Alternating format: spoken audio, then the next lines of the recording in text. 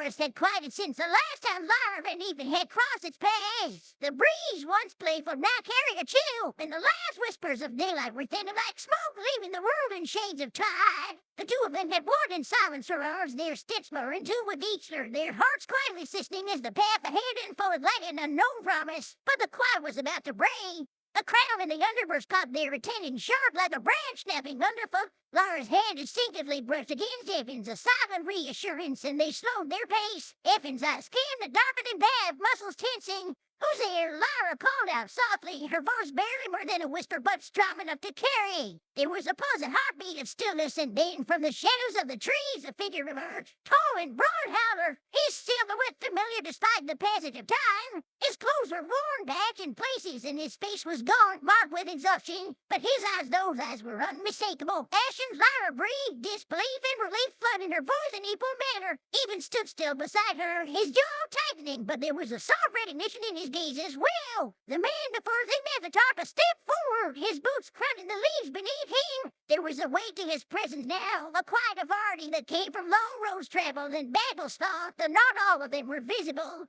His gaze linked between Lyra and even unreal for a long moment as it searched for the right words, or maybe just the right time. Been a long while, hasn't it? Ashen's voice was rough, like he'd used it too much, but there was still something steady about it. "You've been well. You both look like you've been well." His gaze lingered on Lyra, softening, then moved to Ethan. The silence stretched between them before he spoke again. "It's strange. I thought I'd never see you again." Lyra took a step forward, her voice small but filled with motion. "We not the same. How have you been?" Ashen's eyes flickered briefly to the ground before he spoke again, his tone quieter, more reflective. "I've been out there on my own journey, following the cracks. Thought I could find some way to fill them, to fix them." He glanced up then, his eyes shone with something deeper. "But all I found were more shards, more pieces of things broken." Effie's expression remained unreadable, but Lyra's heart ached at his words. She could hear the weight of them, the years of solitude, the relentless searching. Ashen's journey had been one of distance, not just physical but emotional, and the pieces he had gathered were not whole. "I didn't know what I was looking for," Ashen continued, his voice tightening. "I thought maybe there would be some kind of answer, but all I found were more cracks, more things that couldn't fix. I thought I could keep going, but the more I tried, the more I realized I wasn't finding anything that made sense.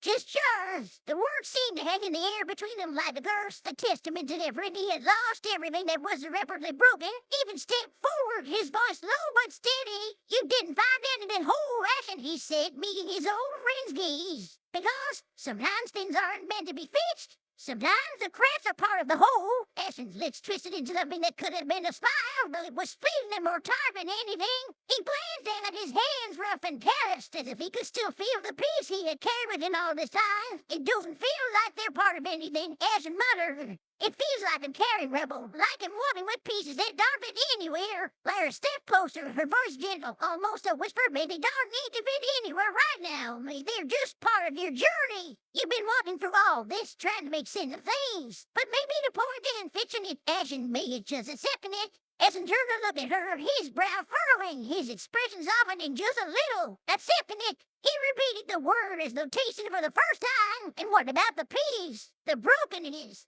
The things I've left behind?" Even spoke then, his tone quieter, less guarded. "Those pieces are yours, and they'll always be part of you. But maybe it's not about collecting them, or even putting them back together. Maybe it's just about moving forward with them, not alone, but together. Because you don't have to carry the weight of the world on your shoulders anymore." For a long time, Ashen didn't speak. He just stared at them as though trying to understand what they were offering him. He had always been the one to carry things, the burden of their past, their mistakes, the paths they had walked apart. But now, in this moment, it seemed like he wasn't quite sure how to handle the relief they were offering him. Finally, he nodded a slight movement, but enough to show that something had shifted in him. "Don't know how to walk with pieces and not try to fix them," he admitted, his voice low, rough with years of quiet struggle. "But I think he'd like to try." Lyra gave him a small, almost timid smile. "We can try try together. If you won't, even step forward then, offering a hand to action, a deal or something more than friendship, something deeper, perhaps a promise. Evan hesitated for a moment, as though testing the waters, then slowly reached out, shaking Evan's hand firmly. Well, figure it out, Evan said, his voice steady and sure. The three of them stood there for a moment, not speaking, just feeling the weight of the world shift slightly, as if the peas of their past were starting to settle into something they could move forward with together.